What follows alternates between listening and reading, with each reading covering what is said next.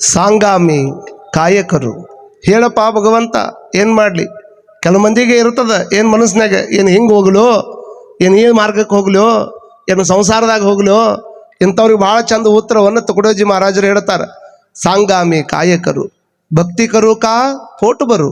ಭಕ್ತಿ ಮಾಡಲಿ ಏನು ಹೊಟ್ಟೆ ತುಂಬಿಸ್ಕೊಳ್ಳು, ಭಕ್ತಿ ಮಾಡಬೇಕು ಏನು ಹೊಟ್ಟೆ ತುಂಬಿಸ್ಕೋಬೇಕು ಅಂತ ಅವರ ಪ್ರಶ್ನೆ ಹಾಕ್ತಾರೆ. ಅದಕ್ಕೆ ಉತ್ತರನ ಅವರ ಹೇಳ್ತಾರೆ. ಭಕ್ತಿ ಮನತೆ ಚಾಲ ಪುಡೆ, ಭಕ್ತಿ ಮನತೆ ಚಾಲು ಪುಡೆ. ನೀ ಹೋಗಿ ಸುಮ್ಮನೆ ಮುಂದೆ ಹೋಗು, ಭಕ್ತಿ ಹೇಳ್ತದ ಮುಂದೆ ಹೋಗು ಅಂತ. ಸಂಸಾರ ಮನತೆ ಈ ಕಡೆ, ನಮ್ಮ ಸಂಸಾರ ಏನು ಹೇಳ್ತದ? ಭಕ್ತಿ ಮುಂದೆ ಹೋಗಂತ ಹೇಳ್ತದ. ಸಂಸಾರ ಏನು ಹೇಳ್ತದ? ಈ ಕಡೆ ಮಜ ಕಡೆ ಅಂತ ಇದು ನನಗೆ ಕರೀತದ. ಯಾವ ಮಾರ್ಗ ಹಿಡ್ಕೊಂಡು ಹೋಗ್ಲಿ ನಾನು? ಹೇ ಕರು ಕಾಯ್ ತೇ ಕರು, ಇದನ್ನು ಮಾಡ್ಲಿ ಏನು ಅದನ್ನು ಮಾಡ್ಲಿ ಅಂತ ತಿಳ್ಕೊಂಡು ಭಾಳಷ್ಟು ಮಂದಿ ಪ್ರಶ್ನೆ ಕೇಳ್ತಿರ್ತಾರಲ್ಲ, ಅಂಥವ್ರಿಗೆ ಉತ್ತರ ಇದು. ಭಕ್ತಿ ವಿನಾ ದೇವ ದಿಸತ್ ನಾಹಿ. ಭಕ್ತಿ ಇಲ್ಲ ಅಂದ್ರೆ ದೇವ್ರು ಕಾಣೋದಿಲ್ಲ. ಪೈಸಾ ವಿನಾ ಸಂಸಾರ ಚಾಲತ್ ನಾಹಿ. ಪೈಸಾ ಇರಲಿಲ್ಲ ಅಂತಂದ್ರೆ ಸಂಸಾರ ನಡೆಯೋದಿಲ್ಲ. ಭಕ್ತಿ ಇರಲಿಲ್ಲ ಅಂತಂದ್ರೆ ಭಗವಂತ ಕಾಣೋದಿಲ್ಲ. ಹಾಗಾದರೆ ಕೋಣತೆ ಆ ಮಾರ್ಗ ಮೀದರು, ಯಾವ ಮಾರ್ಗವನ್ನು ಹಿಡ್ಕೊಂಡು ಹೋಗ್ಲಿಪ್ಪ ನಾನು? ಹೇಳಿ ನೀ ನನಗಂತ ತಿಳ್ಕೊಂಡು ಅವರು ದೇವ್ರ ಮುಂದೆ ತಿಳ್ಕೊಂಡು ಹೇಳ್ತಾರ. ಮುಂದೆ ಉತ್ತರನ ಅವರೇ ಹೇಳ್ತಾರ. ಭಕ್ತಿ ಕರುಣ್ ಜೋ ಪೋಟು ಬರೇಲ್, ಭಕ್ತಿ ಕರುಣ್ ಜೋ ಪೋಟು ಬರೇಲ್.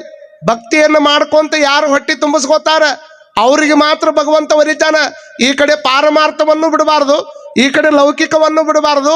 ಎರಡನ್ನು ಕೂಡಿಸಿಕೊಂಡು ನಡೆಯುವಂಥವನಿಗೆ ಮಾತ್ರ ಭಗವಂತನ ಸಾಕ್ಷಾತ್ಕಾರ ಆಕೈತೆ ಅನ್ನುವಂಥದ್ದನ್ನು ಹೇಳ್ತಾರೆ. ಯಾವ ಮಾರ್ಗ ಹಿಡ್ಕೋಬೇಕು ಅಂದ್ರೆ ಎರಡೂ ಮಾರ್ಗ ಹಿಡ್ಕೋಬೇಕಪ್ಪ. ಹಾಗಾಗಿ ನಿಮ್ಮ ಮದುವೆ ಆಗುವುದ ಆದ್ರೆ ಇಂಥ ಹೆಣ್ಮಗಳನ್ನು ಮದುವೆ ಆಗಂತ ಮದುವೆ ಆಗುವುದಕ್ಕೆ ಕೇಳಾಕ್ ಬಂದಿರುವಂಥ ವ್ಯಕ್ತಿಗೆ ಹೇಳಿದ್ರು, ನಮ್ಮ ಸಂಸಾರ ಹೆಂಗೈತಂದ್ರೆ ಅಂತಹ ಇಬ್ಬರೂ ಕೂಡ್ಕೊಂಡು ಅವರು ಕಾಯಕ ಏನು ಮಾಡ್ತಿದ್ರು ಗೊತ್ತಾ? ಆಕಿ ದುಗ್ಗಳೆ ಅನ್ನುವಂಥ ಹೆಣ್ಮಗಳು ನೂಲನ್ನು ನುಯ್ಯವಳು, ಆದ್ರೆ ನೇಗೆಯನ್ನು ನೇಯವ್ ಯಾರು? ಗಂಡ.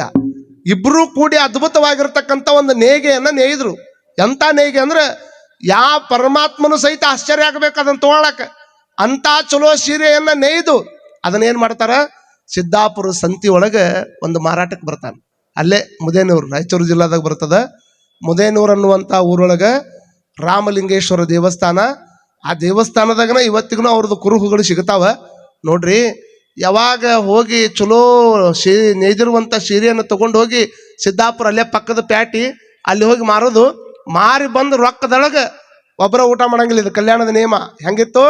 ಒಬ್ಬರ ಊಟ ಮಾಡೋಂಗಿಲ್ಲ. ಮತ್ತು 4 ಮಂದಿ ಕರ್ಕೊಂಡು ಅವ್ರಿಗೆ ಉಣಿಸಿ ಉಳಿದಿದ್ದನ್ನು ನಾವು ಉಣ್ಣುವಂಥ ಪರಂಪರೆಯನ್ನು ಅವರ ಹಾಕ್ಕೊಂಡಿದ್ರು. ಮಾರಾಕಂತ ಹೋಗ್ಯಾನ. ಇವ ನೇಯ್ದಿರುವಂತಹ ನೇಯ್ಗೆಯನ್ನು ಬಲ್ಲವರೆಲ್ಲ ಬಂದು ನೋಡೋರು. ಎಷ್ಟು ಅದ್ಭುತ ನೇಯ್ದಾನಪ್ಪ ಅಂತ ತಿಳ್ಕೊಂಡು ಹೊಗಳವ್ರು. ಆದ್ರೆ ತಗೊಳ್ಳೋ ತಾಕತ್ತು ಯಾರಿಗಿಲ್ಲ. ಯಾಕಂದ್ರೆ ಅದು ಸುಮ್ಮನೆ ಜರತಾರಿ ಸೀರೆ ಆಗಿ ಯಾವುದೋ ಒಂದು ಇಲಕಲ್ ಸೀರೆ ಆಗಿ ಸುಮ್ಮನೆ ನೇಯ್ದಿರುವಂಥ ನೇಯ್ಗೆ ಅಲ್ಲ ಅದು. ಇಬ್ಬರೂ ಕೂಡಿಕೊಂಡು ಭಕ್ತಿಯನ್ನು ಬೆರೆಸಿ ಪರಮಾತ್ಮ ಬೆರವಾಗುವಂತಹ ಅದ್ಭುತ ಸೀರೆಯನ್ನು ನೇಯ್ದಾರ. ಆ ನೇಯ್ದಿರುವಂಥ ಸೀರೆಯನ್ನು ಉಟ್ಕೋಬೇಕಾದ್ರೆ ಸಾಕ್ಷಾತ್ ಭಗವಂತನ ಬರಬೇಕು. ಕಂಡ ಸಾಮಾನ್ಯರು ಅದನ್ನು ತಗೊಂಡು ಉಟ್ಕೊಳ್ಳುವಂಥ ತಾಕತ್ತಿಲ್ಲ. ಎಲ್ಲರೂ ಮುಂಜಾನೆಯಿಂದ ಸಂಜೆ ಮಟನು ಎಲ್ಲರೂ ಬರೋರು, ನೋಡೋರು, ಹೋಗೋರು, ಕೌತುಕ್ ಮಾಡೋರು. ಪಾರ್ ಚಾನ್ ಹಾಯೆ, ಪಾರ್ ಸುಂದರ ಹಾಯೆ, ಎಲ್ಲರೂ ಕೌತುಕ್ ಮಾಡೋರು. ಕೌತುಕ ಮಾಡಿ ಹೋಗೋರು. ಮುಂಜಾನೆಯಿಂದ ಸಂಜೆ ಮಠ ಆದ್ರೆ ಯಾರು ಸೀರೆ ತಗೊಳ್ಳಿಲ್ಲ. ಭಗವಂತ ನಮ್ಮ ಮೇಲೆ ಕಣ್ಣು ತೆಗೆದಿಲ್ಲ. ಇವತ್ತು ಹೊಟ್ಟಿಗೆ ಊಟಿಲ್ಲ, ನನ್ನ ಹೊಟ್ಟಿಗೆ ಊಟಿಲ್ಲ ಅಂತ ತಿಳ್ಕೊಂಡು ಬೇಜಾರಿಲ್ಲ. ಆದ್ರೆ ಇವತ್ತು ಮಾರಿ ಬಂದಿರತಕ್ಕಂಥ ರೊಕ್ಕದೊಳಗೆ 4 ಮಂದಿಗೆ ಊಟ ಹಾಕ್ತಿದ್ದೆ, 4 ಮಂದಿ ಜಂಗಮರಿಗೆ ಪ್ರಸಾದ ಕೊಡ್ತಿದ್ದೆ, ಅವರಿಗೆ ಹಾಕಾಗ್ತಾ ಇಲ್ಲ ಅಂತ ತಿಳ್ಕೊಂಡು ಮನುಷ್ಯಗೆ ನೋವು ಮಾಡ್ಕೊಂಡು ಬರ್ತಾನೆ. ಬರುವಂಥ ಟೈಮ್ದೊಳಗೆ ಭಗವಂತ ನೋಡ್ರಿ ಯಾರಿಗೆ ಕಷ್ಟ ಕೊಡ್ತಾನೆ, ಯಾರಿಗೆ ಪರೀಕ್ಷೆ ಮಾಡ್ತಾನಂದ್ರೆ ಯಾರಿಗೆ ಅವ ಏನಾದ್ರು ಕೊಡ್ಬೇಕಂತಾನಲ್ಲ ಅವ್ರನ್ನ ಭಾಳ ಪರೀಕ್ಷೆಗೆ ಒಳಗಡಿಸ್ತಾನೆ. ನಿಮ್ಗೆ ಗೊತ್ತಿರಲಿ. ಶಿಕ್ಷೆ ಕೊಡಾಕತ್ತಾನಂದ್ರೆ ಆ ಶಿಕ್ಷೆಯನ್ನು ನಾವು ಏನು ತಿಳ್ಕೊಬೇಕು? ಸಮಸ್ಯೆ ಅಂತ ತಿಳ್ಕೊಳ್ಬಾರ್ದು. ಶಿಕ್ಷೆ ಅಂದ್ರೆ ಅದೊಂದು ಶಿಕ್ಷಣ ಅಂತ ತಿಳ್ಕೊಬೇಕು ನಾವು. ಪರಮಾತ್ಮ ಯಾರಿಗಾದ್ರೂ ಭಾಳ ಕಷ್ಟ ಕೊಡಾಕತ್ತಾನಂದ್ರೆ ಇಷ್ಟ ತಲೆಯಾಗಿ ಇಟ್ಕೊಂಡು ಬಿಡ್ರಿ. ಈಗ ಸಿನಿಮಾದಾಗ ನೋಡ್ರಿ ನೀವು, ಡಾಕುಕ್ಕಿಂತ ಹೀರೋಗ ಭಾಳ ಕಷ್ಟ ಇರ್ತಾವ. ಯಾರ ಕಷ್ಟವನ್ನು ಹೊರೋದಕ್ಕೆ ಸಾಮರ್ಥ್ಯವನ್ನು ಹೊಂದಿರ್ತಾರಲ್ಲ ಅವ್ರಿಗೆ ಹೆಚ್ಚು ಕಷ್ಟವನ್ನು ಕೊಡುವಂಥದ್ದು ಲೋಕಾರೂಢಿ. ಹಂಗೆ ಪರಮಾತ್ಮ ನಿನಗೆ ಭಾಳ ಕಷ್ಟ ಕೊಡಾಕತ್ತಾನಂದ್ರೆ ಪರಮಾತ್ಮನ ದೃಷ್ಟಿ ಒಳಗೆ ನೀ ಹೀರೋ ಅದಿ. ನಿನಗೆ ಸಿಕ್ಕಾಪಟ್ಟಿ ಕಷ್ಟ ಕೊಟ್ಟರು ನೀವು ಹೊತ್ಕೋತಿದ್ದಿ. ಅದನ್ನೆಲ್ಲವನ್ನು ಪಾರು ಮಾಡ್ಕೊಳ್ಳೋಂಥ ಶಕ್ತಿ ನಿನಗೈತಂತ ನಮಗೆ ಕಷ್ಟ ಕೊಡ್ತಾನೆ ಹೊರತಾಗಿ ಮತ್ತೊಂದು ಕಾರಣಕ್ಕಲ್ಲ ಅನ್ನುವಂಥದ್ದನ್ನು ತಿಳ್ಕೊಬೇಕು. ಸಂತಿ ಒಳಗೆ ಯಾರೂ ಸೀರೆ ತಗೊಳ್ಳಾರ್ದಂಥ ಟೈಮ್ದೊಳಗೆ ಹಿಂಗೆ ಹೊರಬೇಕಾದ್ರೆ ಸಂಜೆ ಹೊತ್ತು ಸಾಯಂಕಾಲದ ತಂಪಿನೊಳಗೆ ಒಬ್ಬ ಬಡಜಂಗಮ ಬಂದು ಹಾಕ್ಕೊಳಕ್ಕೆ ಬಟ್ಟಿಲ್ಲಾರ್ದನ ಬರೇ ಮೇಲೆ ನಡ್ಕೋ ಅಂತ ನಿಂತಿದ್ದ. ನಡ್ಕೊಂತ ನಿಂತಂತ ವ್ಯಕ್ತಿ ಈ ಕಡೆ ಬರುವಂತ ದಾಸಿಮಯ್ಯನವ್ರನ್ನ ಕಂಡು ಹೊದ್ಯಾಕೆ ಒಂದಿಷ್ಟು ಏನಾದ್ರೂ ಅರ್ಬಿ ಕೊಡ್ತೀನಪ್ಪ, ಭಾಳ ತಂಡಿ ಹತ್ತದ, ಭಾಳ ತಂಡಿ ಹತ್ತಿದ್ದಕ್ಕೆ ಮೈ ನಡಗಾಕತ್ತದ, ಹೀಗಾಗಿ ನನ್ನ ಹತ್ರ ಹೊದಿಕೆ ಮಾಡ್ಕೊಳ್ಳೋದಕ್ಕೆ ಏನಿಲ್ಲ, ಒಂದಿಷ್ಟು ಹೊದಿಕೆಗೆ ಏನಾದರೂ ಕೊಡ್ತೀನೋ ಅಂತಂದಾಗ ಹಿಂದ ಮುಂದೆ ಏನು ನೋಡಲಿಲ್ಲ, ಹಿಂದ ಮುಂದೆ ಏನು ನೋಡಲಿಲ್ಲ, ಚೌಕಾಶಿ ಮಾಡಲಿಲ್ಲ, ನಾ ಯಾಕೆ ಕೊಡ್ಬೇಕಂತ ಕೇಳಿಲ್ಲ, ಯಾಕೆ ಅದನ್ನು ಕೊಡಬೇಕು, ಅಷ್ಟೇ ಕೊಡ್ಬೇಕು, ಇಷ್ಟ್ಯಾಕೆ ಕೊಡ್ಬೇಕು, ಏನೂ ತಲೆಗೆ ಇಟ್ಕೊಳ್ಳಿಲ್ಲ. ಯಾವುದನ್ನ ಮುಂಜಾನೆಯಿಂದ ಸಂಜೆ ಮಠ ಪ್ಯಾಟಿ ಒಳಗೆ ಇಟ್ರು ಮಾರ್ಲಾರ್ದಂಥ ಸೀರೆ ಇತ್ತು, ತಗೊಳ್ಳಾರ್ದಂಥ ಸೀರೆ ಇತ್ತಲ್ಲ, ಅದನ್ನ ತಗೊಂಡ ನನ್ನ ಹತ್ರ ಏನಿಲ್ರಪ್ಪ ಕೊಡಾಕ, ನಿಮಗೆ ಮೈಯಾಗ ಇಷ್ಟಕೊಂಡ ತಂಡಿ ಹತ್ತ ನಡಗಾಕತ್ತದಂದ್ರೆ ನಾನು ತೆಗೆದುಕೊಂಡು ಬಂದಿರುವಂಥ ನೇಯ್ದಿರುವಂಥ ಸೀರೆನ ತಗೊಳ್ರಿ ಅಂತ ಸೀರೆ ಕೈಯಾಗ ಕೊಟ್ಟು ನೋಡ್ರಿ. ಸೀರೆ ಕೈಯಾಗ ಕೊಟ್ಟ ಮೇಲೆ ಅವ ಸುಮ್ಮನೆ ಹಾಕೋಬೇಕಿಲ್ಲ, ಅದನ್ನ ಪರೀಕ್ಷೆ ಮಾಡಾಕತ್ತಾನವ. ಪರೀಕ್ಷೆ ಹೆಂಗ್ ಮಾಡಾಕತ್ತಾನ ಅಂತಾನವ, ಇಂಥ ದೊಡ್ಡ ಸೀರೆ ಯಾಕೆ ಕೊಡ್ತೀಯಪ್ಪ, ಯಾವ್ದಾರ ಹರ್ಕದಿದ್ರು ಕೊಡು. ಇಲ್ಲ ಇಲ್ಲ ಗುರುವೇ, ನನ್ನ ಹತ್ರ ಇರೋದು ಒಂದದ, ನಾವೊಂದು ಕೊಟ್ಟು ಬಿಟ್ಟಿನಿ ನಿಮಗೆ, ಹೊಳ್ಳಿ ನಾ ಅದನ್ನ ಇಸ್ಕೊಳಂಗಿಲ್ಲ, ನೀವು ಉಪಯೋಗ ಮಾಡ್ಕೊಡ್ರಿ ಅಂತ ಅಂದ್ರೆ ಅವನ ಮುಂದೆ ಅವ ಚಂದ ಹಚ್ಕೋಬೇಕಿಲ್ಲ ಅದನ್ನ. ಯಾರು ಭಗವಂತನೂ ಸಹಿತ ತಗೊಳ್ಳೋದಕ್ಕೆ ಹಿಂದೆ ಮುಂದೆ ನೋಡುವಂತ ಅಪರೂಪದ ಸೀರೆ ಅದು, ಅದನ್ನ ಪರೀಕ್ಷೆ ಮಾಡೋದಕ್ಕೆ ಜಂಗಮ್ ಬಂದ ನಿಂತ್ಕೊಂಡು ಸೀರೆಯನ್ನು ತಗೊಂಡ, ಆ ಸೀರೆಯನ್ನು ತಗೊಂಡು ಮೈಗೆ ಹಚ್ಕೊಳ್ಳೋದು ಬಿಟ್ಟು ಒಂದಿದ್ದನ್ನು 2 ತುಂಡು ಮಾಡಿಬಿಟ್ಟ ಅವನ ಮುಂದೆ ತುಂಡು ಮಾಡಿದ್ರೆ ಮಕ್ಕದೊಳಗೆ ಯಾವುದೇ ರೀತಿಯಾಗಿರತಕ್ಕಂಥ ಕೊಳೆ ಇಲ್ಲ, ಯಾವುದೇ ರೀತಿಯಾಗಿರ್ತಕ್ಕಂಥ ದ್ವೇಷ ಇಲ್ಲ, ಯಾವುದೇ ರೀತಿಯಾಗಿರ್ತಕ್ಕಂಥ ರಾಗ ಇಲ್ಲ. ನೀವು ಯಾರು ನಮಗೆ 500 ರೂಪಾಯಿ ರೊಕ್ಕ ಕೊಟ್ಟು ನಮಸ್ಕಾರ ಮಾಡಿದ್ರೆ ನಿಮ್ಮ ಮುಂದೆ ಪಟ್ನ ಹರಿದ್ರೆ ಏನಾಕೈತಿ ಮನುಷ್ಯಗೆ? ಸೊಕ್ಕ ಬಂದೈತಿ ಸ್ವಾಮಿಗೆ ಅಂತೀರಿ ಇಲ್ಲಿ ನೀವು?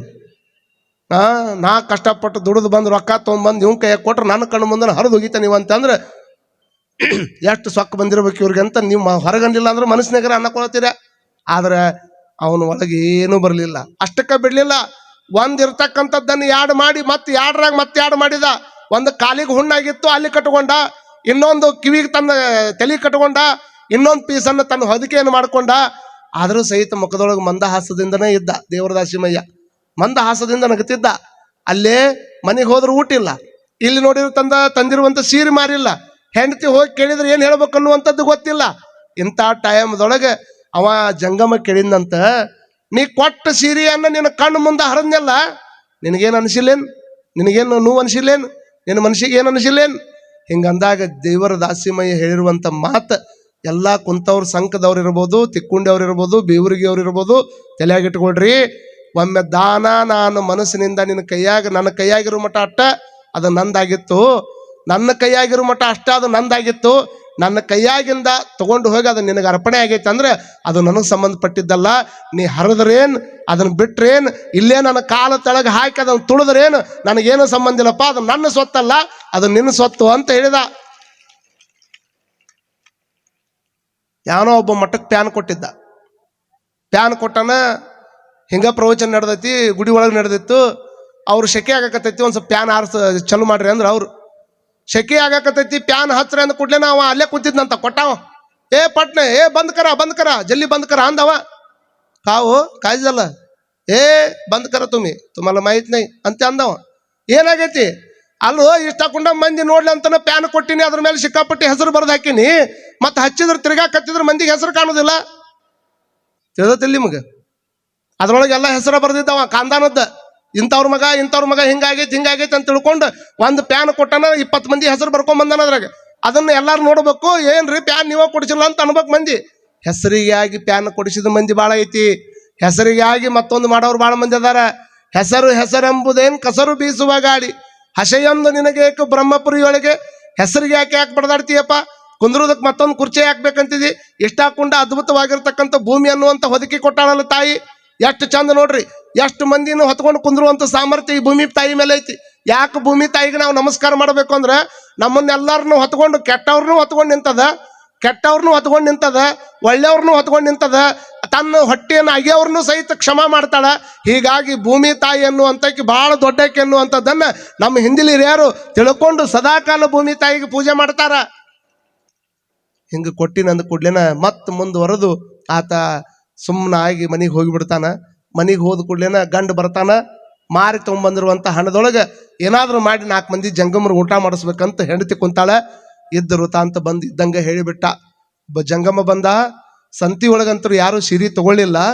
ಜಂಗಮ ಬಂದು ಹಿಂಗೆ ಕೇಳಿದ್ದಕ್ಕೆ ನಾ ಕೊಟ್ಟು ಕೊಟ್ಟು ಬಿಟ್ಟು ಮನೆಗೆ ಬಂದ್ಬಿಟ್ಟಿನಿ. ನಿನಗೇನಾರ ಮನಸ್ಸಿಗೆ ಅನಿಸ್ತೈತೇನೋ ದುಗ್ಗಳಿ ಅಂತಂದ್ರೆ, ಹೆಂಡತಿ ಎಷ್ಟು ದೊಡ್ಡ ಹಾಕಿತ್ಲು ಅಂತಂದ್ರೆ, ಸತಿಪತಿಗಳು ಒಂದಾದ ಭಕ್ತಿ ಹಿತ ಒಪ್ಪುದು ಶಿವನಿಗೆ ಅಂತ ಅವರ ಬರದಾರ ಇದನ್ನ ವಚನನ. ಅವ್ರಂತಾರ, ನಾ ಕೊಟ್ಟಿದ್ದು ನಾ ನೇಯ್ದಿದ್ದಂತ ನಾ ಯಾಕೆ ತಲೆಗಿಟ್ಕೊಳ್ರಿ, ನಾವು ಕೊಟ್ಟಿದ್ದು ನಾವು ನೇಯ್ದಿದ್ದು ಯಾವುದೋ ಒಬ್ಬ ವ್ಯಕ್ತಿಗೆ ರೊಕ್ಕ ಕೊಟ್ಟು ತಗೊಂಡು ಹೋಗಿದ್ರೆ ಅವನ ಮನೆಗೆ ಸಲ್ತಿತ್ತದು. ಒಬ್ಬ ಬಡ ಜಂಗಮ ಮನೆಯ ನಡಾರ ಇದ್ರೊಳಗೆ ತಂಡಿ ಹತ್ತಿ ಮೈ ನಡುಕೊಂತ ನಿಂತಾನಂದ್ರೆ, ನಡುಕಿಕೊಂಡು ನಿಂತಿರುವಂತ ಜಂಗಮನಿಗೆ ಅದು ಅರ್ಪಣೆ ಆಗೈತೆ ಅಂದ್ರೆ ಅದು ಬೇರೆ ಯಾರಿಗೆಲ್ಲ ಸಾಕ್ಷಾತ್ ಪರಮಾತ್ಮಗನ ಅದು ಸಮರ್ಪಣೆ ಆಗೈತೆ ಅಂತ ತಿಳ್ಕೊಳ್ರಿ ಅಂತ ಹೆಂಡತಿ ಬುದ್ಧಿ ಹೇಳ್ತಾಳ. ನಮ್ಮ ಈಗಿನ ತಾಯಂದ್ರ ಅದರ ಐಸಾ ಹೋ ಕೈಸಾ ಹೋ ಪೈಲೆ ಮಗರ್ ಪೈಸೆ ಹೋ ಬಾದ್ಮೇ ಕುಚ್ ಬಿ ಹೋ. ಗಂಡಗೆ ತಾಕೀತ್ ಮಾಡ್ತಾರೆ, ಹಿಂಗ ಏನಾರ ಆಗ್ಲದ, ಹಂಗರ ಬರ್ಲಿ ಹಿಂಗರ ಬರ್ಲಿ, ಒಟ್ಟೇನು ಬರ್ಲಿ,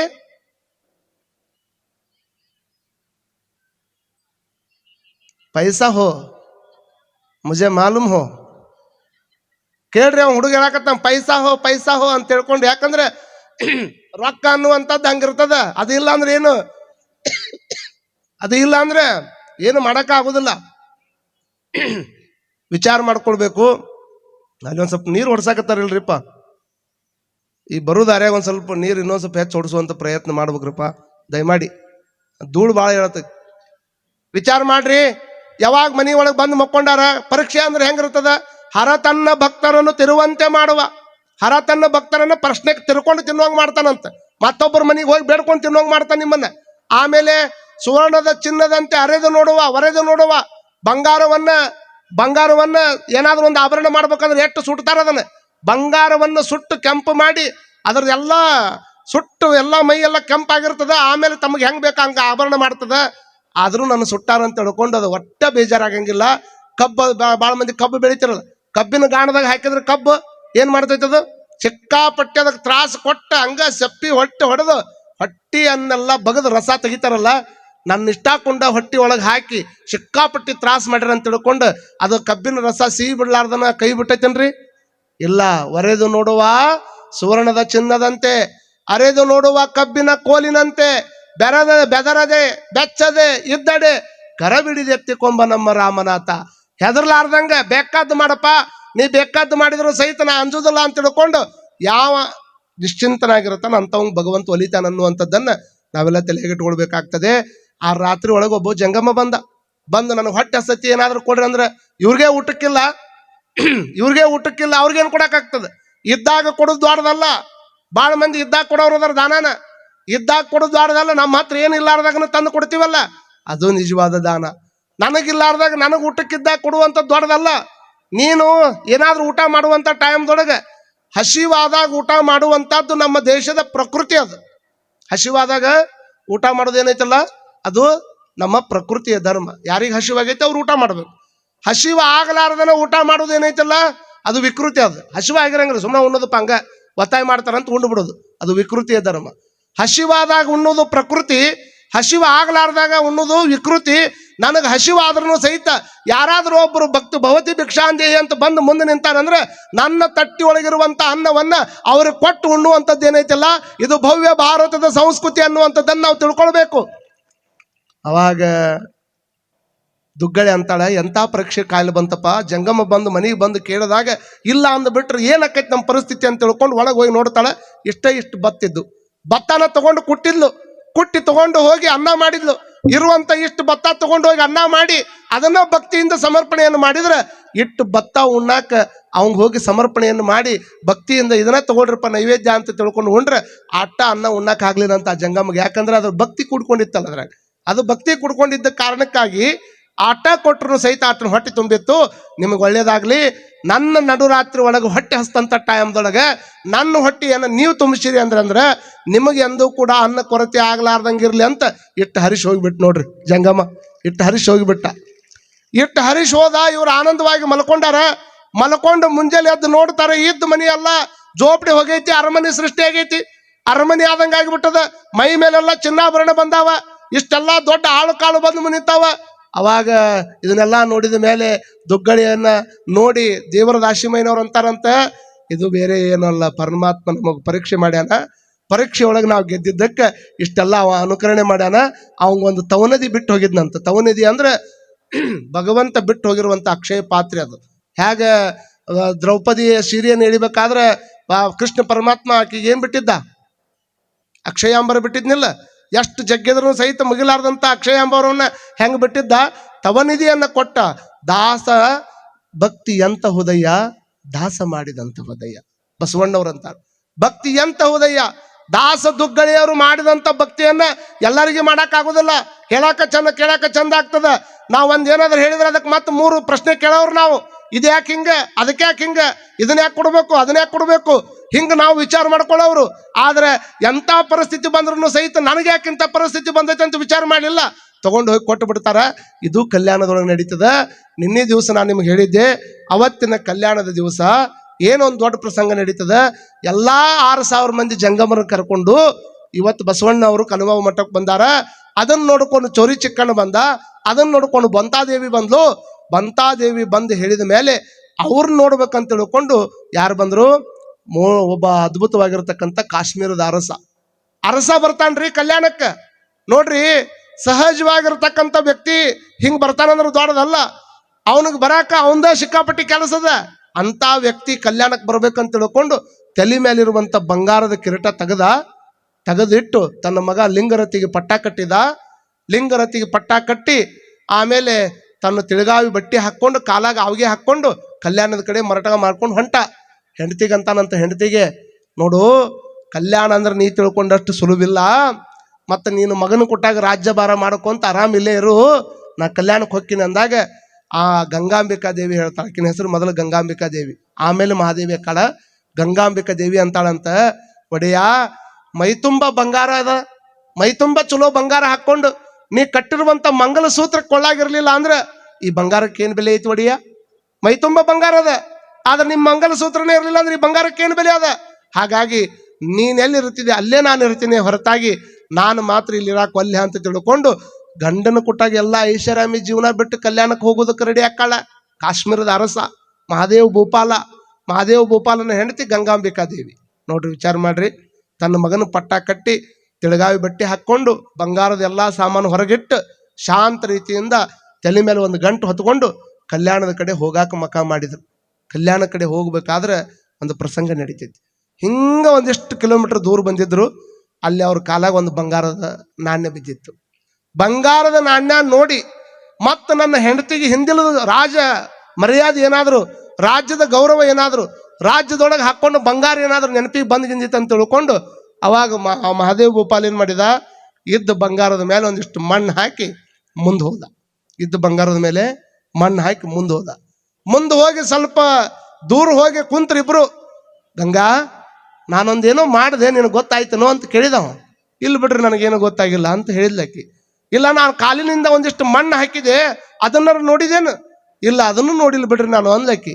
ಅವಾಗ ಹೇಳಿದಂತ ಮಹಾದೇವ್ ಭೂಪಾಲ, ನೀನಗ ಬಂಗಾರದ ನೆನಪು ಆದ್ಗಿದಿತ್ತು ಅನ್ನುವಂಥ ಕಾರಣಕ್ಕೆ ತೆಳಗೊಂದು ಬಂಗಾರದ ನಾಣ್ಯ ಬಿದ್ದಿತ್ತು. ತಾಯಂದ್ರು ಬಂಗಾರ ಅಂದ್ರೆ ಭಾಳ ಪ್ರೀತಿ ನೋಡ್ರಿ, ಭಾಳ ಪ್ರೀತಿ ನಿಮಗೆ. ಎಷ್ಟು ಪ್ರೀತಿ! ಆ ಬಂಗಾರ ತಗೊಂಡ್ ಬಂದು ಯಾವಾಗಾರ ತೊಗೊಂಬಂದ್ಕೊಳ್ಳಿ. ಅವ ಗಂಡ 4 ಮಂದಿ ಮುಂದೆ ತೋರ್ಸಕ್ ಹೊಂಟ್ರೆ, ಒಂದು ಸಿರಿ ತಂದ್ರು ತೋರ್ಸವ್ರ, ಒಂದು ಟಿವಿ ತಂದ್ರು ತೋರ್ಸವ್ರ, ಒಂದು ಫ್ರಿಜ್ ತೊಗೊಂಬಂದ್ರು ತೋರ್ಸವ್ರ. ಕೆಲವು ಮಂದಿ ಫ್ರಿಜ್ ಪೂಜೆ ಇಟ್ಕೊಂಡಿರ್ತಾರೆ ಮನ್ಯಾಗ. ಫ್ರಿಜ್ ಪೂಜೆ ಯಾಕೆ ಇಟ್ಕೊಂಡಿರ್ತಾರೆ ಅಂತ ಒಬ್ಬನ್ ಕೇಳಿದ್ ನಾನು. ಮತ್ತು ನಮ್ಮ ಮನ್ಯಾಗ ಫ್ರಿಜ್ ಐತೆ ಅನ್ನೋದು ಅವ್ರಿಗೆ ಗೊತ್ತಾಗಬೇಕಲ್ರಿ ಅಜ್ಜಾರ. ನಮ್ಮ ಮನ್ಯಾಗ ಐತೆ ಅನ್ನುವಂಥದ್ದು ಅವ್ರಿಗೆ ಗೊತ್ತಾಗ್ಲಿ ಅನ್ನೋ ಕಾರಣಕ್ಕೆ ಪೂಜೆ ಇಟ್ಕೊಂಡು ಮಂದಿ ನಾವು ಖುಷಿಯಿಂದ ಇಟ್ಕೊಂಡು ಅವ್ರಲ್ಲ. ನಮ್ಮ ಮನ್ಯಾಗ ಟಿವಿ ಪೂಜೆ ಇಟ್ಕೊಂಡ್ರೆ ಟಿವಿ ಐತೆ ಅನ್ನೋದು ಗೊತ್ತಾಕೈತಿ, ಫ್ರಿಜ್ ಪೂಜೆ ಇಟ್ಕೊಂಡ್ರೆ ಫ್ರಿಜ್ ಐತೆ ಅನ್ನೋದು ಗೊತ್ತಾಕೈತಿ, ಒಂದು ಟೀಜರ್ ತೊಗೊಂಬಂದ್ರೆ ಅದನ್ನು ಪೂಜೆ ಇಟ್ಕೊಂಡ್ರೆ ಪಟ್ಟೆಲ್ಲ ಹೇಳು. ಪಾಪ ಗಂಡ ಎಲ್ಲ ರೊಕ್ಕ ಇದನ್ನ ಮಾಡ್ಕೊಂಡು ಏನೇನೋ ಮಾಡ್ಕೊಂಡು ಪಾಪ ಹೆಂಡತಿ ಬಳಿ ಅನ್ನಕತ್ತಾಳ. ತಂದು ಬಿಡೋಣ ಅಂತ ತಿಳ್ಕೊಂಡು ಚಲೋ ಕಬ್ಬು ಮಾರಿ ರೊಕ್ಕ ಉಳಿದಿದ್ವು ತೊಗೊಂಬಂದು ಚಲೋ 2 ಬಳಿ ಕೊಟ್ಟಾನ. ಬಂಗಾರದ ಬಳಿ ತಂದು ಕೊಟ್ಟಾಗ ರಾತ್ರಿ ಎಷ್ಟಾಗೈತಿ? ಟೈಮು 10:30 ಆಗೈತಿ. 10:30ಗೆ ಎಲ್ಲರೂ ಮಕ್ಕೊಟ್ಟಿರ್ತಾರೆ ಮನ್ಯಾಗ. ಮತ್ತು ಅವಾಗ ಸುಮ್ಮನೆ ಮಕ್ಕೋಬೇಕಿಲ್ಲ, ಗಂಡ ತಂದಿದ್ದು ಬಳಿ ತೋರಿಸ್ಬೇಕು ಮಂದಿಗೆ ಅನ್ನೋದು ಆಕಿಗೆ ತಲೆಯಾಗ ಒಳಗೆ. ಹೆಂಗಾರ ಹೋಗ್ಬೇಕು, 4 ಮಂದಿ ತೋರಿಸ್ಬೇಕು, ಎಂಥ ಬಳಿ ಯಾರು ಇಲ್ಲ ಬಿಡು ಅಂತ ಅವ್ರು ಅನ್ಬೇಕು. ಅದನ್ನ ತೊಗೊಂಬಂದು ಹಾಕೊಂಡ್ ಮಕ್ಕೋಬೇಕು. ಇಟ್ಟ ತಲೆಯಾಗ ಭಾಳ ಮಂದಿಗೆ ಇರ್ತೈತಿದ. ಯಾರಿಗೆ ಎಲ್ಲ ಇಲ್ಲಿ ಕುಂತ ಎಲ್ಲ ತಾಯಂದ್ರೆ ಹಂಗೆ ಮಾಡತ್ತಾರ. ಒಟ್ಟು ನಮಗೇನೋ ಸಾಮಾನು ಬರಲಿ ತೋರಿಸೋದು ನೋಡ್ರಿ ಮಂದಿ.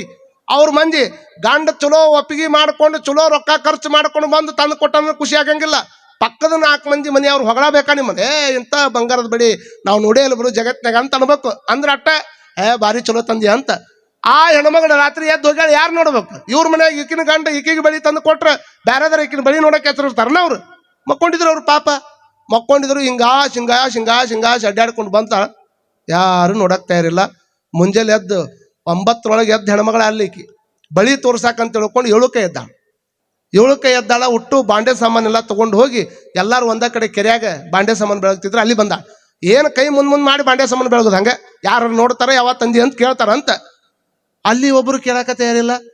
ಅಷ್ಟೆಲ್ಲ ಮುಗಿಸ್ಕೊಂಡು ಮತ್ತೆ ಬಂದಾಳೆ. ಜಳಕ ಮಾಡಿ ಮತ್ತೆ ಬಟ್ಟೆ ಒಗ್ಯಾಕಂತ ಮತ್ತೆ ಕೆರೆಗೆ ಹೋಗ್ಯಾಳ. ಅಲ್ಲಿ ಬಟ್ಟೆ ಒಗಿಬೇಕಾದ್ರೆ ಕೈ ಮ್ಯಾಗ ಏರಿಸಿ ಇದ್ದು ಬಳಿ ಮುಂದೆ ಮಾಡಿ ಹಿಂಗೆ ಒಗ್ಯಾಕ ಬಟ್ಟಿನ ಯಾರು ಕೇಳಾಕ ತಯಾರಿಲ್ಲ. ಮುಂಜಾಲಿಂದ ಸಂಜೆ ಮಠ ಓಣ್ಯಾಗ ಎಲ್ಲರಿಗೆ ಕೈ ಮಾಡ್ಕೊಂತ ಅಡ್ಡಾಡಾಳ. ಒಬ್ಬರ ಯಾವಾಗ ಬಳಿ ತಂದಿ ಅಂತ ಕೇಳ್ಬೇಕಿಲ್ಲ, ಯಾರು ಕೇಳಿಲ್ಲ. ಇಟ್ಟು ಸಿಟ್ಟು ಬಂತಿಕಿಗೆ ನನ್ನ ಗಂಡ ತಂದು ಕೊಟ್ಟು ಬಳಿಯನ್ನು ಒಬ್ಬರು ಕೇಳಾಕ ತಯಾರಿಲ್ಲ ಊರಾನರು ಅಂತ ತಿಳ್ಕೊಂಡು ಬಡ ಸಿಟ್ಟಿಗೆ ಎದ್ದು ಊರಾಗ ಒಂದು ದೊಡ್ಡ ಬಣಿವಿತ್ತು. ಬಣಿವಿ ಬೆಂಕಿ ಹಚ್ಚಿದ್ಲಾಕಿ. ಎದಕ್ಕಿದು ಬಳಿ ನೋಡಿಲ್ಲ ಅಂತ ತಿಳ್ಕೊಂಡು ಯಾವಾಗ ಹೋಗಿ ಬಣಿವಿ ಬೆಂಕಿ ಹಚ್ಚಾಳ. ಹಚ್ಚದಕ್ಕಿನ ಮಂದಿಗೆಲ್ಲ ಕುಡಿಸಾಳ. ಆರಿಸ್ಬರಿ ಬೆಂಕಿ ಹಚ್ಚಿದ ಅಂತ ತಿಳ್ಕೊಂಡು ಎಲ್ಲ ಮಂದಿ ಓಡಿ ಬಂದು ನೀರು ಹಾಕಕ್ಕ ತಮ್ಗೇನೇನು ಸಾಧ್ಯ ಐತಿ ಎಲ್ಲ ತೊಗೊಂಡು ನೀರು ಹಾಕಕತ್ತಾರ. ಈಗ ಹೆಣ್ಮಗಳು ಏನು ಮಾಡಾಕತ್ತಿದ್ಲು, ಅಲ್ಲಿ ಉಗ್ರಿ ಯಾಕ ಬಳಿ ಕಾಣಿಸ್ಬೇಕಲ್ಲ ಅವು. ಈ ಹೆಣ್ಮಗಳು ಹಿಂಗ್ ಉಗ್ರಿ ಅಂತ ತಿಳ್ಕೊಂಡು ಹೇಳ್ಬೇಕಾದ್ರೆ ಆ ಬಂಗಾರಕ್ಕ ಆ ಬೆಂಕಿಗೆ ಆ ಬಂಗಾರ ಚಮಕ್ ಹೊಳಿತೈತೆ. ಅದ ಬಂಗಾರ ಕೈಯಾಗಿದ್ದಾಗ ಬೆಂಕಿ ಮುಂದೆ ನಿಂದ್ರೆ ನೀವು ಬೆಂಕಿ ಹೊಡೆತಕ್ಕ ಬಂಗಾರ ಚಮಕ್ ಅಂತ ಹೊಳಿತೈತಿ. ಈಕಿ ಎಲ್ಲರಿಗೆ ಹಿಂಗೆ ಕೈ ಮಾಡಿ ನೀರು ಹಾಕ್ರಿ ಅಂತ ಹೇಳೋ ಮುಂದೆ 70 ವರ್ಷದ ಒಬ್ಬ ಮಾತಾರಿ ಬಂದು ಅವಾಗ ಅಕ್ಕಿ ಕೇಳಿದ್ಲಂತ, ಅಯ್ಯೋ ಯವ್ವ ಎಷ್ಟು ಚಲೋದವಲ್ಲ ಯವ್ವ ನಿನ್ನ ಬಳಿ ಯಾವ ತಂದಿ ಅಂದ್ ನೋಡ್ರಿ. ಇಟ್ಟು ಮುಂಜಾನೆ ಕೇಳಿದ್ರೆ ನಾ ಯಾಕೆ ಬೆಂಕಿ ಹಚ್ತಿದ್ದೆ ಅಂದ್ ಅಕ್ಕಿ. ಇಟ್ಟು ಮುಂಜಾನೆ ಕೇಳ್ಬಿಟ್ರೆ ಬೆಂಕಿ ಹಚ್ಚು ಪ್ರಸಂಗನ ಬರ್ತಿರ್ಲಿಲ್ಲ. ಬಂಗಾರ ಅಂದ್ರೆ ಹಿಂಗಿರ್ತದ. ಆದ್ರೆ ಮಹಾದೇವ್ ಭೂಪಾಲ್ ಹಿಂಗೆ ಕೇಳಿದ ಕೂಡ್ಲೇನ ಗಂಗಾಂಬಿಕ ದೇವಿ ಹೇಳಿರುವಂತ ಮಾತು ನಿಮಗೆ ನೆನಪಾಗ್ಬೇಕು ತಾಯಿ. ಅಕ್ಕಿ ಅಂತಾಳೆ ಏನಂತಾಳೆ ಗೊತ್ತೇನ? ಅಕ್ಕಿ ಅಂತಾಳ ಏನು ನೋಡಿಲ್ಲ, ಇಲ್ಲ ಬಂಗಾರ ಬಿದ್ದಿತ್ತು. ಬಂಗಾರ ನೀ ನೋಡಿ ಹಿಡಿದ್ರೆ ನಿನಗೆ ಹೊಳ್ಳಿ ಎಲ್ಲಿ ಮತ್ತೆ ಬಂಗಾರದ ನೆನಪಾಕಿತ್ತಂತ ತಿಳ್ಕೊಂಡು ನಾ ಮಣ್ಣು ಹಾಕಿನ ಅಂದಾಗ ಆ ಗಂಗಾಂಬಿಕೆ ಮಾತು ಹೇಳಿದ್ದನ್ನು ಎಲ್ಲಾ ತಾಯಂದ್ರೆ ತಲೆಯಾಗಿ ಇಟ್ಕೊಳ್ಬೇಕು. ಅರಸ ನನ್ನ ಒಡೆಯ, ನೀನು ಇನ್ನೂ ಬರೀ ತಲೆಯಾಗಿರುವಂತಹದ್ದು ಕಿರೀಟ ಅಟ್ಟ ತೆಗೆದಿಟ್ಟು ಬಂದಿದಿ. ಅರಮನೆಯಿಂದ ಹೊಳ್ಳಿ ಬರ್ಬೇಕಾದ್ರೆ ಬರೀ ಬಂಗಾರದ ಕಿರೀಟ ಅಟ್ಟ ತಲೆಯಾಗಿನ ತೆಗೆದಿಟ್ಟು ಬಂದಿದಿ. ಇನ್ನೂ ತಲೆಯಾಗಿನ ಬಂಗಾರ ನೀ ತೆಗೆದಿಟ್ಟು ಬಂದಿಲ್ಲ. ನಾನು ಮನಿ ಬಿಟ್ಟು ಹೊರಗೆ ಹೋಗ್ಬೇಕಾದ್ರೆ ತೆಳಗೆ ಬಿದ್ದಿದ್ದು ಬಂಗಾರ ಆದ್ರೂ ಒಂದ ಕಲ್ಲಾದ್ರೂ ಒಂದ ಅನ್ನುವಂಥ ಕಾರಣ ಇಟ್ಕೊಂಡು ನಾ ಕಲ್ಯಾಣಕ್ಕೆ ಹೊಂಟೀನಿ. ಹಿಂಗೆ ಹೋದ್ರ ಅಟ್ಟ ಕಲ್ಯಾಣ. ತೆಳಗೆ ಬಿದ್ದೈತಂದ್ರೆ ಅದು ಬಂಗಾರ ಇದ್ರ ಅಟ್ಟ, ಅದು ಕಲ್ಲಿದ್ರು ಅಟ್ಟ ಅಂತ ತಿಳ್ಕೊಂಡು ಇಬ್ರು ಕೂಡ ಕಲ್ಯಾಣಕ್ಕೆ ಬಂದಾರ. ಕಲ್ಯಾಣಕ್ಕೆ ಬಂದು ಯಾವ ಕಾಯಕ ಮಾಡ್ಕೊಂಡ್ರೇನ್, ಊರು ಹೊರಗೆ ಒಂದು ಸಣ್ಣ ಗುಡಿಸಲ ಹಾಕೊಂಡಾರ. ಊರು ಹೊರಗೆ ಸಣ್ಣ ಗುಡಿಸಲ ಹಾಕ್ಕೊಂಡು ಯಾವಾಗ ಇವರು ಗುಡಿಸಲ ಹಾಕ್ಕೊಂಡು ಅವ್ರೇನು ಕಾಯಕ ಮಾಡ್ತಿದ್ರು, ಹೋಗುದು ಒಣ ಕಟ್ಟಿಗೆಗಳನ್ನು ನೋಡುದು. ಕಟ್ಟಿಗೆಗಳನ್ನು ಹೆಂಗೆ ಬೇಕಾದಂಗೆ ಕಟ್ಕೊಂಬರಂಗಿಲ್ಲ. ಒಣ ಕಟ್ಟಿಗೆಗಳನ್ನು ನೋಡುದು. ಆ ಒಣ ಕಟ್ಟಿಗೆಗಳ ಮುಂದೆ ನಿಂತ್ಕೊಂಡು ನಮಸ್ಕಾರ ಮಾಡಿ ಕ್ಷಮೆ ಕೇಳೋದು.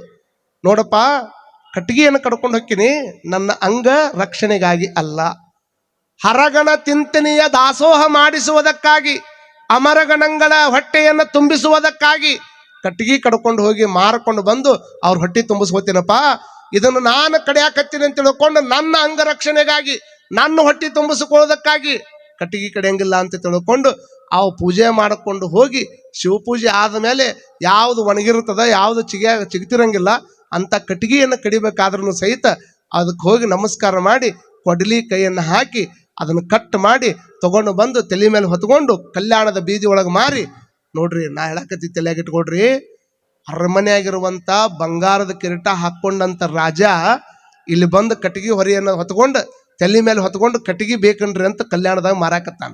ಇದನ್ನು ಕಂಡು ಒಬ್ಬರು ಹೇಳ್ಯಾರ, ಏನು ಚಲೋ ಮಾತು ಹೇಳ್ಯಾರ ಅಂತಂದ್ರೆ, ಸಾಮಾನ್ಯ ಕಟ್ಟಿಗೆಯನ್ನು ಹೊರುವಂತಹ ವ್ಯಕ್ತಿಗೆ ಬಂಗಾರ ಸಿಕ್ಕೈತಂದ್ರೆ ಅವ ಕಟ್ಟಿಗೆ ಹೊರಿ ಬಿಟ್ಟಾನನ್ನುವಂಥದ್ದು ದೊಡ್ಡ ಮಾತಾಗೋದಿಲ್ಲ.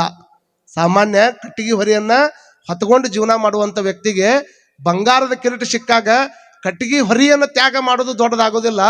ಬಂಗಾರದ ಕಿರೀಟ ಹಾಕ್ಕೊಂಡಿರ್ತಕ್ಕಂಥ ರಾಜ ಕಲ್ಯಾಣದಾಗ ಬಂದು ಕಿರೀಟ ತೆಗೆದಿಟ್ಟು ಕಟ್ಟಿಗೆ ಹೊರಿ ಹೊತ್ಕೊಂಡು ಅಡ್ಡಾಡಕತ್ತಾನಲ್ಲ, ಇದು ಸಮಾಜದಾಗ ದೊಡ್ಡದು ಅನ್ನುವಂಥ ಮಾತನ್ನ ಹೇಳ್ಯಾರ. ಇವೆಲ್ಲ ಯಾಕೆ ಕೇಳ್ಬೇಕು ಆದರ್ಶನ? ಅವ್ರು ಹೆಂಗೆ ಬದುಕ್ಯಾರ, ನಾವು ಎಲ್ಲ ಐತಿ ನಮ್ಮ ಹತ್ರ, ಆದ್ರೂ ನಾವು ಆನಂದವಾಗಿ ಬದುಕಾಕತ್ತೀವಿ. ಎಲ್ಲ ಐತಿ ನಮ್ಮ ಹತ್ರ, ಎಲ್ಲ ಇದ್ದೂ ಸಹಿತ ನಾವು ಕೊರಗಾಕತ್ತೀವಿ. ಅವ್ರು ಇದ್ದಿದ್ದೆಲ್ಲ ಬಿಟ್ಟು ಬಂದು ಆನಂದವಾಗಿ ಬದುಕಾಕತ್ತಾರ. ಅವ್ರ ಬದುಕನ್ನು ಕೇಳ್ಕೊಂಡ್ಬಿಟ್ರೆ ಬಸವ ಪುರಾಣ ಅಂದ್ರೆ ಏನು? ಎಂತೆಂಥವ್ರು ಬಂದಾರ ನೋಡ್ರಿ ಚರಿತ್ರೆ ಒಳಗೆ. ಇವತ್ತು ಬಂದಿರುವಂಥ ಮೊಳಗಿ ಮಾರಯ್ಯ ಅಲ್ಲಿ ಬಂದು ಕಟ್ಟಿಗೆಯನ್ನು ಮಾರಿ ಜೀವನ ಮಾಡೋದಕ್ಕೆ ಕಟ್ಟಿಗೆ ಅಂದ್ರೆ ಮೋಳಿಗೆ, ಅದನ್ನ ಮಾರ್ಕೊಂಡು ಬರುವಂತ ಕಾರಣಕ್ಕೆ ಮೋಳಿಗೆಯ ಮಾರಯ್ಯ. ಅವನ ಹೆಸರೇನು ಏನ್ರಮ್ಮ? ಮೋಳಿಗೆಯ ಮಾರಯ್ಯ. ಅವ ಮಹಾದೇವ್ ಭೂಪಾಲಾಗಿದ್ದ, ಇಲ್ಲಿ ಕಟ್ಟಿಗೆ ಮಾರೋದಕ್ಕಾಗಿ ಮೋಳಿಗೆ ಮಾರಯ್ಯ ಆದ. ಮೋಳಿಗೆ ಮಾರಯ್ಯನ ಹೆಂಡತಿ ಹೆಸರೇನು ಅಂತಂದ್ರೆ ಮೋಳಿಗೆಯ ಮಹಾದೇವಿ. ಯಾಕೆಂದ್ರೆ ಗಂಗಾಂಬಿಕೆ ಇತ್ತಲ್ಲ, ಅದನ್ನ ತೆಗೆದು ಮಹಾದೇವಿ ಮಾಡಿದ್ರು. ಒಂದು ದಿವಸ ಬಸವಣ್ಣ ದೂರದಿಂದ ನೋಡಿದ, ದೊಡ್ಡ ರಾಜ್ಯದ ದೊರೆ, ನಾನು 6,000 ಮಂದಿ ಜಂಗಮರನ್ನಕ್ಕೆ ತೊಗೊಂಬಂದು ಬಿಟ್ಟೆ.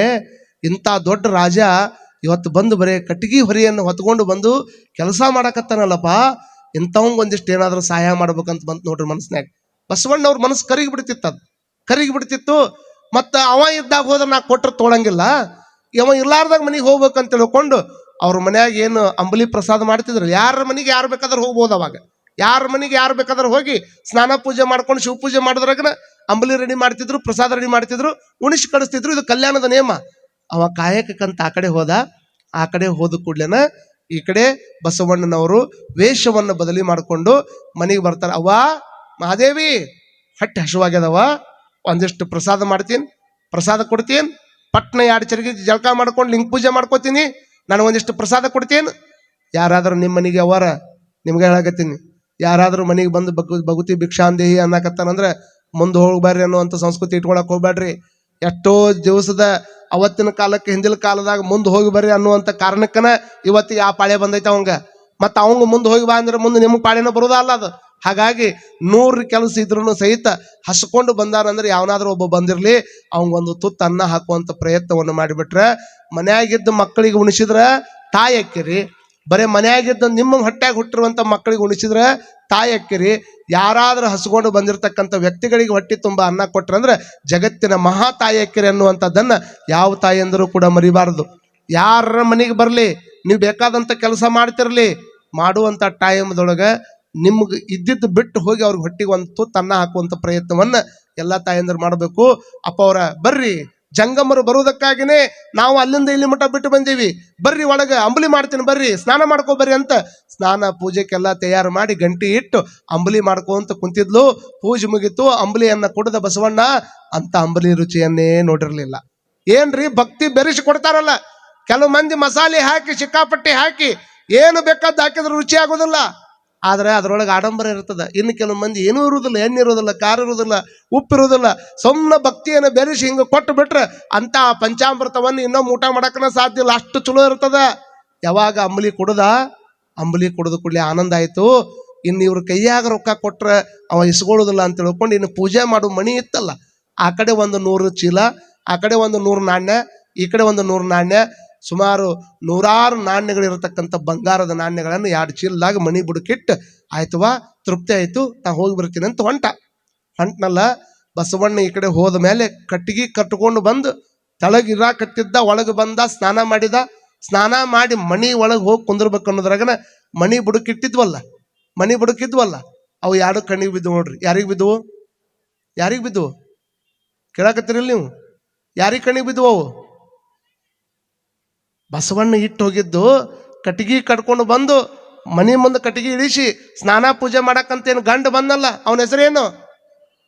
ಮೋಳಿಗೆಯ ಮಾರಯ್ಯ.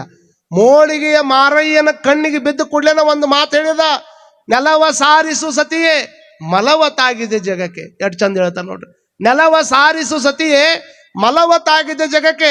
ಯಾರು ಬಂದಿದ್ರು ಮನಿ ಒಳಗೆ ನಾ ಇಲ್ಲಾರ್ದಾಗ, ಅವಾಗ ನಾನು ಅರಿಯನಾಥ. ಯಾರು ಬಂದಿದ್ರು ನನಗೆ ಗೊತ್ತಿಲ್ಲ, ಆದ್ರೆ ಒಬ್ಬ ಜಂಗಮ ಬಂದಿದ್ರು, ಅವ್ರು ಯಾರು ಅನ್ನೋದು ನನಗೆ ಗೊತ್ತಿಲ್ಲ. ಮನೆಗೆ ಬಂದ್ರು, ಹಸುವಾಗದ ಅಂದ್ರು, ಸ್ನಾನಕ್ಕೆ ರೆಡಿ ಮಾಡಿದೆ, ಪೂಜೆ ಮಾಡ್ಕೊಂಡ್ರು, ಅಂಬಲಿ ಕೊಟ್ಟೆ, ಕುಡ್ದೆ, ಅವ್ರು ಹೋಗಿಬಿಟ್ರು. ಅವ್ರು ಬಹುತೇಕ ಅವರೇ ಇಟ್ಟು ಹೋಗಿರ್ಬೇಕು ಅಂತ ಅಂದಾಗ ಅವಾಗ ಇವ್ರು ಅಂತಾರ, ಮೋಳಿಗೆ ಮಾರಯ್ಯನವರು, ಇಲ್ಲಿ ಇಂಥ ಕೆಲಸ ಮಾಡಕ್ಕೆ ಅಲ್ಲಿ ನೋಡಿದ್ರೆ ಅವ್ರನ್ನ ಕರ್ಕೊಂಬಂದ 6,000 ಮಂದಿನ, ಇಲ್ಲಿ ನೋಡಿದ್ರೆ ನಮಗೆ ಬಡತನ ಐತೆ ಅಂತ ತಿಳ್ಕೊಂಡು ನಮಗೆ ಅನುಕೂಲ ಆಗಲಿ ಅಂತ ರೊಕ್ಕ ಇಟ್ಟೋಗೇನಂದ್ರೆ ಬಸವಣ್ಣನ ಬಿಟ್ರೆ ಇನ್ಯಾರು ಮಾಡಕ್ ಸಾಧ್ಯ ಐತಿ? ಬಸವಣ್ಣ ಬಹುಶೇಕ ನಮ್ಮನ್ನು ಬಡವರು ಅಂತ ತಿಳ್ಕೊಂಡಿರ್ಬೇಕು. ಅದಕ್ಕೆ ಬಡವ ಶ್ರೀಮಂತ ಅನ್ನೋ ತಾರತಮ್ಯ ಐತೆ ಅವನ ತಲೆಯಾಗ ಅಂತ ತಿಳ್ಕೊಂಡು ಶಿಟ್ಲೆ ಮಾತಾಡ್ಬೇಕಾದ್ರೆ ಬಸವಣ್ಣ ಅನ್ನುವಂಥವ್ರು ಅವರು ಜಂಗಮ ಪ್ರೇಮಿಗಳದಾರಿಪ್ಪ. ಬಸವಣ್ಣ ಅಂತಂದ್ರೆ ಅವರು ಲಿಂಗದ ನೋವೇ ಜಂಗಮನ ನೋವು ಅಂತ ತಿಳ್ಕೊಂಡವ್ರು, ಜಂಗಮನ ನೋವೇ ಲಿಂಗದ ನೋವು ಅಂತ ತಿಳ್ಕೊಂಡವ್ರು. ಹಾಗಾಗಿ ನಮ್ಮ ಪರಿಸ್ಥಿತಿಯನ್ನು ಕಂಡು ನಾವು ಬಹುತೇಕ ಬಡವರು ಅಂತ ಅನಿಸಿರ್ಬೇಕು, ಅದಕ್ಕಿಟ್ಟು ಹೋಗಿರ್ಬೇಕು. ಅದಕ್ಕೆ ಯಾಕೆ ಸಿಟ್ಟು ಮಾಡ್ಕೊಂತೀನಿ ಆತ? ಅಂತ ತಿಳ್ಕೊಂಡು ಹೇಳಿದ ಕೂಡ್ಲೇನ ಅವಾಗ ಮಾದೇವಿಗೆ ಅಂತಾರಂತ, ನೀ ಇಲ್ಲೇ ತಪ್ಪು ತಿಳ್ಕೊಂಡಿದಿ. ಯಾರು ಒಡೆಯರು, ಯಾರು ಬಡವರು? ಯಾರಿಗೆ ಒಡೆಯ ಅನ್ಬೇಕು, ಯಾರಿಗೆ ಬಡವ ಅನ್ಬೇಕು? ಯಾರು ದುಡಿವರು ಅವರು ಒಡೆಯರು, ಯಾರು ದುಡಿತಾರಲ್ಲ ಅವ್ರು ಒಡೆಯರು. ಯಾರು ದುಡಿಯರು, ಯಾರು ದುಡಿಯಂಗಿಲ್ಲಲ್ಲ ಅವರು ಬಡವರು. ನಾವು ದುಡ್ಕೊಂಡು ತಿನ್ನೋರು, ನಾವ್ ಹೆಂಗ್ ಬಡವರಕ್ಕಿವಿ? ದುಡ್ಕೊಂಡು ತಿನ್ನೋದಕ್ಕಾಗಿನೇ ಎಲ್ಲ ಬಿಟ್ಟು ಇಲ್ಲಿ ಬಂದಿವಿ ಅಂದಾಗ ಬಸವಣ್ಣ ನಮ್ಮ ಬಡತನ ಕಂಡು, ಬಡತನ ಮತ್ತು ಸಿರಿತನ ಅನ್ನುವಂಥ ಅಮೂಲ್ ಹತ್ಯದ, ಅದಕ್ಕೆ ಇದನ್ನ ಮಾಡ್ಯಾನಂದ್ರೆ ಹೊರಗೆ ಯಾರು ಜಂಗಮರದಾರ ಕರೀಲಿ ಅಂತ ತಿಳ್ಕೊಂಡು ಕರೆದ್ರು. ಕರೆದ ಕೂಡಲಿನ ಕಲ್ಯಾಣದಾಗ ಯಾರೋ ಜಂಗಮರು ಹೊಂಟಿದ್ರು, ಅವ್ರನ್ನ ಕರೆದು ಮನ್ಯಾಗ ಪ್ರಸಾದ ಮಾಡಿಸಿ ಆ ಹೊನ್ನನ್ನು ಕೊಟ್ಟು ಕಳಿಸಿದ್ರು. ಅದ ಶಿಟ್ಟಿನ್ಯಾಗನ ಸ್ನಾನ ಮಾಡಿ ಅಂಬಲಿ ಕುಡಿದು ಬಸವಣ್ಣನ ಮಹಾಮನಿಗೆ ಬಂದ. ಬಸವಣ್ಣನವರ ಮಹಾಮನಿಗೆ ಬಂದ ಕೂಡಲಿನ ಎಲ್ಲಾ ಜಂಗಮರಿಗೆ ನಮಸ್ಕಾರ ಮಾಡಿ ನಮ್ಮ ಮನೆಗೆ ಇವತ್ತಿನ ದಿವಸ ಪ್ರಸಾದಕ್ಕೆ ಬರಬೇಕು. ದಿವಸ 4 ಮಂದಿ 5 ಮಂದಿ ಕರೆದು ಪ್ರಸಾದ ಮಾಡಿಸೋರು ಇವತ್ತಿನ ದಿವಸ ಅಲ್ಲಿ ಕಲ್ಯಾಣದಾಗ ಇರ್ತಕ್ಕಂಥ ಎಲ್ಲಾ ಜಂಗಮರನ್ನ ಪ್ರಸಾದಕ್ಕೆ ಕರೆದಾರಂದ ಕೂಡಲಿನ ಅಂಬ್ಲಿ ರುಚಿಗಾಗಿ ನಾ ಬರ್ತೀನಿ ನೀ ಬರ್ತೀನಿ ಅಂತ ಎಲ್ಲಾ ಜಂಗಮರು ಬಂದು ಬಿಡ್ತಾರ. ಎಲ್ಲಾ ಜಂಗಮರು ಬಂದು ಪ್ರಸಾದ ಕುಂತಂತ ಟೈಮ್ದೊಳಗ ಮಹಾದೇವಿ ತಾಯಿ ಅಂಬ್ಲಿ ಮಾಡ್ಯಾಳ. ಅಂಬ್ಲಿಯನ್ನ ತಾಟಿನೊಳಗೆ ನೀಡ್ಬೇಕು. ಹಿಂಗೆ ತಾಟಿನೊಳಗೆ ನೀಡುವಂಥ ಟೈಮ್ದೊಳಗೆ ಎಲ್ಲಾ ಜಂಗಮರಿಗೆ ಪಾದೋದಕ ಮಾಡಿಕೊಂಡು ಅಂಬಲಿ ಪ್ರಸಾದ ಉಣಿಸಿ ಮತ್ತು ಜಂಗಮರಿಗೆ ಕಾಣಿಕ ಕೊಡ್ಬೇಕಲ್ಲ. ಬಸವಣ್ಣ ನಾವು ಬಡವರು ಅಂತ ತಿಳ್ಕೊಂಡು ನಮ್ಮ ಮನೆಯೊಳಗೆ ಹೊನ್ನಿಟ್ಟು ಹೋಗ್ಯಾನಲ್ಲ, ಆ ಹೊನ್ನಿಗೆ ಇಟ್ಟು ಹೋದಂಥ ಬಸವಣ್ಣನಿಗೆ ನಮ್ಮ ಶಕ್ತಿ ಏನನ್ನು ತಿಳಿಸ್ಬೇಕನ್ನೋ ಕಾರಣಕ್ಕೆ ಎಲ್ಲಾ ಜಂಗಮರನ್ನ ಕರ್ಕೊಂಡು ಬಂದು ಅವ್ರಿಗೆ ಹೊಟ್ಟೆ ತುಂಬ ಅಂಬಲಿ ಪ್ರಸಾದ ಮಾಡಿಸಿ ಅವ್ರ ಪಾದೋದಕ ತಗೊಂಡು ಬಂದು ಹೊರಗೇನು ಕಟ್ಟಿಗೆ ಕಟ್ಕೊಂಡು ಬಂದಿದ್ನಲ್ಲ, ಕಟ್ಟಿಗೆ ಕಟ್ಕೊಂಡು ಬಂದು ಅದನ್ನ ಮಾರಾಕಂತೇನು ಹೊರಗೆ ಇಟ್ಟಿದ್ನಲ್ಲ, ಎಲ್ಲಾ ಜಂಗಮರ ಪಾದೋದಕ ತಗೊಂಡು ಕಟ್ಟಿಗೆ ನೀರ ಮೇಲೆ ಹಿಂಗೆ ಚಿಂಬಡಿಸಿದ್ರೆ ಆ ಕಟ್ಟಿಗೆಯ ಕಾಷ್ಟಗಳೇ ಬಂಗಾರದ ದಂಡಗಳಾಗಿದ್ವು ಅನ್ನುವಂಥದ್ದು ಬಸವ ಪುರಾಣದೊಳಗೆ ಬರ್ತದ. ಯಾವಾಗ ಅವು ಬಂಗಾರದ ಕಟ್ಟಿಗೆಗಳು ಬಂಗಾರದವಾಗಿ ಬಿಡ್ತಾವ, ಎಲ್ಲಾ ಶರಣರಿಗೆ ಎಲ್ಲ ಬಂದಿರತಕ್ಕಂಥ ಜಂಗಮರಿಗೆ ಒಂದೊಂದು ಕೊಟ್ಟು ಕಡಿಸಿದ ಸುದ್ದಿ ಯಾರಿಗೆ ಗೊತ್ತಾತು? ಅಪ್ಪ ಬಸವಣ್ಣನವ್ರಿಗೆ ಗೊತ್ತಾತು ನೋಡ್ರಿ. ತಪ್ಪಾತೋ ಯಪ್ಪ ಅಂತ ಹೊಡೆ ಬಂದ್ರು ಅಂತ ಬಸವಣ್ಣವ್ರು. ನಾನು ಆ ರೀತಿ ಒಳಗೆ ನಿಮ್ಗೆ ಇಟ್ಟು ಹೋಗವಲ್ಲ, ನನಗೊಂದಿಷ್ಟು ಕನಿಕರ ಬಂದದ, ನಿಮಗೆ ಒಳ್ಳೇದಾಗ್ಲಿ, ಇದರಿಂದ ಒಂದಿಷ್ಟು ಏನಾದ್ರು 4 ಮಂದಿಗೆ ಹೆಚ್ಚು ಮಾಡ್ಲಿ ಅಂತ ಬಂದ ಕೊಳ್ಳೇನ ಅವ್ರಿಗೆ ತೊಂದರೆ ಆಗ್ಬಾರ್ದು ಅಂತ ತಿಳ್ಕೊಂಡು ಬಂಗಾರ ಇಟ್ಟು ಹೋಗಿದ್ದೆ. ನಿಮ್ಮ ಶಕ್ತಿಯನ್ನ ನಾನು ನೋಡಿ ಬೆರಗಾಗಿ ಬಿಟ್ಟಿನಪ್ಪ. ನನ್ನ ತಪ್ಪು ಅನಂತ ಕೋಟಿ, ನಿಮ್ಮ ಸೈರಣೆಗೆ ಲೆಕ್ಕವಿಲ್ಲ. ಇನ್ನು ಮುಂದೆ ತಪ್ಪಿದ ನಾಡದಲ್ಲಿ ನಿಮ್ಮ ಆಣೆ, ನಿಮ್ಮ ಪ್ರಮಥರ ಆಣೆ ಕೂಡಲ ಸಂಗಮ ದೇವ. ಎಷ್ಟು ಚಂದ ಹೇಳ್ತಾರೆ ನೋಡ್ರಿ ಬಸವಣ್ಣ. ನನ್ನ ತಪ್ಪು ಮಾಡ್ಕೊಂತಾನೆ ಇರಾವ, ನನ್ನ ತಪ್ಪಿಗೆ ಸೈರಣೆ ಅನ್ನೋದಿಲ್ಲ. ಇನ್ನು ಮುಂದೆ ತಪ್ಪಿದ್ರೆ ನಿಮ್ಮ ಆಣೆ, ನಿಮ್ಮ ಪ್ರಮಥರ ಆಣೆ ಕೂಡಲ ಸಂಗಮ ದೇವ, ದಯಮಾಡಿ ನನ್ನ ಕ್ಷಮಾ ಮಾಡ್ರಿ ಅಂತ ತಿಳ್ಕೊಂಡು ಬಸವಣ್ಣವ್ರು ವಾದಕ್ಕೆ ಹೋಗಿದ್ದಿಲ್ಲ. ವಾದಕ್ಕೆ ಹೋಗುವಂತ ಸ್ವಭಾವನ ಅಲ್ಲ ಅವ್ರದ್ದು. ಕೆಲವು ಮಂದಿ ವಾದಕ್ಕೆ ಬಿದ್ದು ಗೆಲ್ತಿದ್ರು. ಬಸವಣ್ಣನವರು ಏನಿಲ್ಲ, ವಾದಕ್ಕೆ ಹೋಗಂಗೆ ಇಲ್ಲ. ನನಗಿಂತ ಹಿರಿಯರಿಲ್ಲ, ಶಿವಭಕ್ತರಿಗಿಂತ ಕಿರಿಯರಿಲ್ಲ. ಬರೋಬರೀತಿ ಹೆಂಗೆ ಹೇಳಿದ್ರು ನೀವು ಹೇಳಾಕ ಬಂದಿರೋದಾರ ನಾವು ಕೇಳಾಕ ಕೂತೀವಿ, ಹೇಳಿ ಹೋಗ್ಬಿಡ್ರಿ ಇನ್ನೊಂದು 10 ದಿವಸ ಅನ್ನುಪಿಕ್ಕಿ ನೀವು. ನನಗಿಂತ ಕಿರಿಯರಿಲ್ಲ, ಶಿವಭಕ್ತರಿಗಿಂತ ಹಿರಿಯರಿಲ್ಲ. ಎಷ್ಟು ಚಂದ ಐತಿ ನೋಡ್ರಿ ಶಬ್ದ. ಇದನ್ನ ಅಂದುಬಿಟ್ರೆ ಜಗತ್ತಿಗೆ ಯಾರಿಗೆ ಜಗಳ ಬರ್ತೈತಿ ಅಂತ ಮಾಡ್ರಿ ನೀವು? ಜಗಳ ಬರೋದು ಯಾವಾಗ? ನನ್ನಂತ ದೊಡ್ಡವ್ ಯಾವನು ಇಲ್ಲ ಅಂದಾಗ ಜಗಳ ಬರ್ತೈತಿ. ನನಗಿಂತ ಸಣ್ಣವ್ರು ಯಾರಿಲ್ಲ ಬಿಡ್ರಿ ಜಗತ್ತಿನಾಗ ಅಂದ್ಬಿಟ್ರೆ ಜಗಳನ ಬರಂಗಿಲ್ಲ. ಭಾಳ ಜಗಳ ಎದ್ರ ಸಂಬಂಧ ಬರ್ತಾವ ಅಂದ್ರೆ ನನಗಿಂತ ಯಾರು ದೊಡ್ಡವ್ರು ಅದಾರ ಈ ಊರಾಗ ಅಂತ ತಿಳ್ಕೊಂಡು ಹೊಂಟು ಕೊಡ್ಲೇನ, ಅಲ್ಲ ಮಗನ ನಿನಗಿಂತ ದೊಡ್ಡವ್ರು ಇಲ್ಲ ಅಂತ ಮಾಡೇನು ನಾ ಅದಿನ ಬಾ ಅಂತ ಮತ್ತೊಬ್ಬ ಬರ್ತಾನಲ್ಲಿ. ಅದನ್ನ ಊರಾಗ ಹಿಂಗೆ ಅನ್ಕೊಂತ ಅಡ್ಯಾಡ್ರಿ.